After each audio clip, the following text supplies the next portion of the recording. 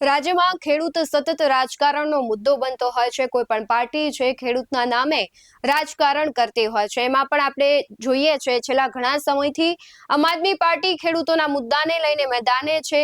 બોટાદથી જે આગ લાગી છે, કહેવાય છે કે વિવાદની, તે સતત હજુ પણ ઠરી નથી।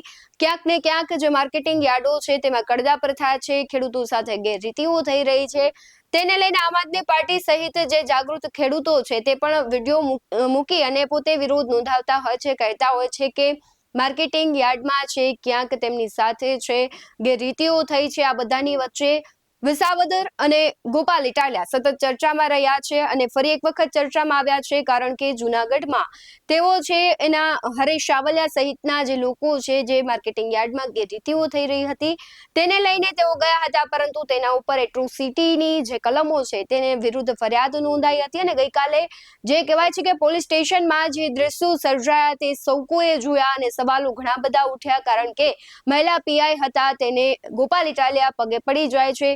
સમગ્ર ઘટનાએ ખૂબ ચર્ચાનો વિષય બની અને ગોપાલ ઇટાલિયા છે તે હવે ક્યાંક લડી લેવાના મૂડમાં છે।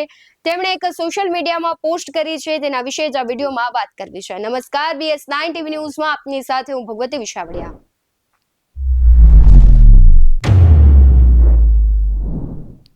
આપણે જોઈએ છે કે આમ આદમી પાર્ટી સહિત ખેડૂતોના મુદ્દે ઘણા બધા પક્ષો છે, ઘણા બધા લોકો છે જે સતત લડી રહ્યા છે। એમાં પણ જે ગોપાલ ઇટાલિયાએ પોસ્ટ મૂકી છે તેના વિશે આજે વાત કરવી છે।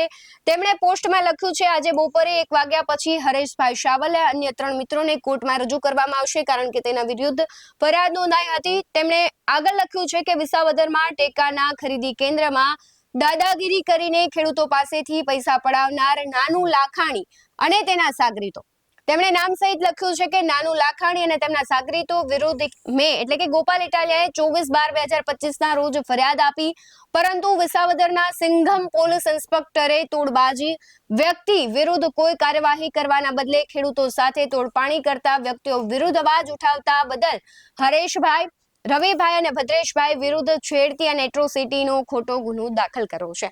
ગઈકાલે જે વિડીયો આવ્યો હતો સામે, તેમાં પણ અવારનવાર ગોપાલ ઇટાલિયા કહી રહ્યા હતા કે મેં પણ અનેક વખત ફરિયાદો કરી હતી, પરંતુ પોલીસ એવું કહી રહી હતી કે તપાસ કરી રહ્યા છે, તપાસ કરીશું। આ ત્રણેય વિરુદ્ધ છે તે ફરિયાદ નોંધાઈ છે। હવે આજે તેમને 2 વાગે તેમણે લખ્યું છે 1 વાગે હરેશ સાવલિયા અને તેમના મિત્રો છે તેમને કોર્ટમાં રજૂ કરવામાં આવશે।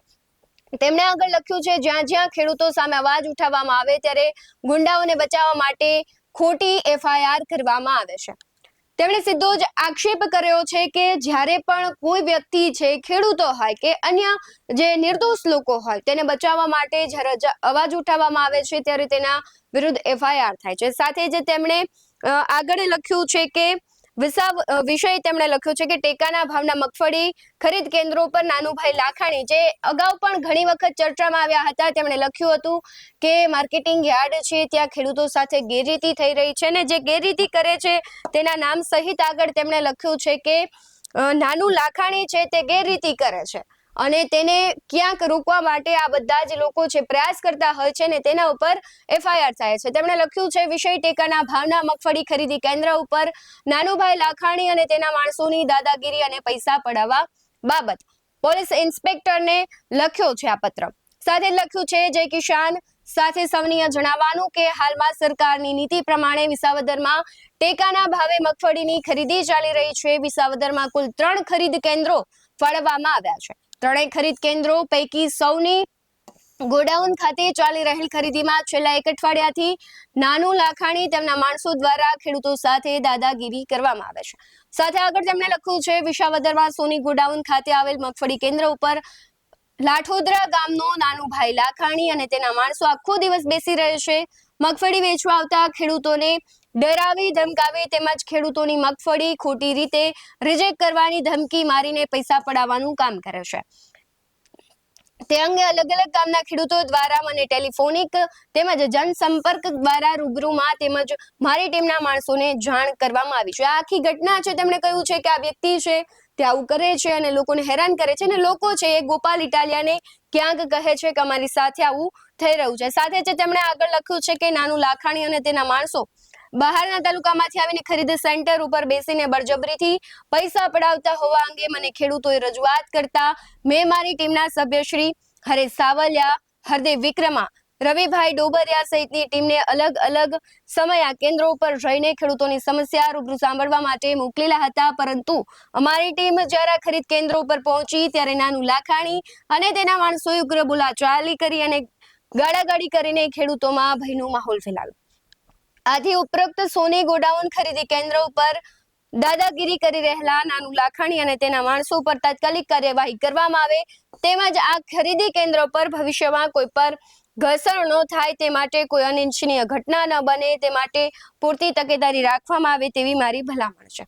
ગોપાલ ઇટાલિયાએ પોલીસ ઇન્સ્પેક્ટરને પત્ર લખ્યું છે. સાથે જ 1 વાગ્યે છે તેમના સાથી મિત્રો છે તેમને કોર્ટમાં રજૂ કરવામાં આવશે. ગઈકાલે પણ એવું જ થયું હતું કે તેમના મિત્રો સાથે આમ આદમી પાર્ટીના લોકો સાથે ક્યાંક ને ક્યાંક ગોપાલ ઇટાલિયા પોલીસ સ્ટેશન પહોંચ્યા હતા, ઉગ્ર બોલાચાલી થઈ હતી. એ દ્રશ્યો સૌ કોઈએ જોયા કે જ્યારે પોલીસ પીઆઈ છે તેમને ગોપાલ ઇટાલિયા પગે લાગે છે. હવે એ વસ્તુ જોવાનું રહ્યું કે જે પ્રમાણે ગોપાલ ઇટાલિયા સહિત ખેડૂતો છે જે આક્ષેપ કરી રહ્યા છે કે આ નાનું લાખાણી છે એ આવું કરે છે, હવે તેના ઉપર કાર્યવાહી થશે કે કેમ, આક્ષેપોમાં કેટલું સત્ય છે એ પણ ખૂબ મહત્વનું છે.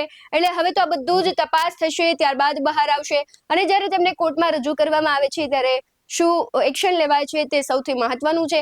ત્યારે ગોપાલ ઇટાલિયા સાથે જે ગઈકાલે ઘટના બની અને જે આ નાનું લાખાણીનું નામ લેવામાં આવી રહ્યું છે તે વ્યક્તિ વિશે તમારું શું માનવું છે કમેન્ટ બોક્સમાં જરૂરથી જણાવજો. બાકી આવા જ અહેવાલો સાથે ફરી મળતા રહીશું. તમે અમારી યુટ્યુબ ચેનલને સબસ્ક્રાઇબ કરવાનું, અમને ફેસબુક અને ઇન્સ્ટાગ્રામ પર ફોલો કરવાનું ભૂલશો નહીં. બાકી અવનવી અપડેટ્સ મેળવવા માટે આપ જોતા રહો BS19 ન્યૂઝ. નમસ્કાર.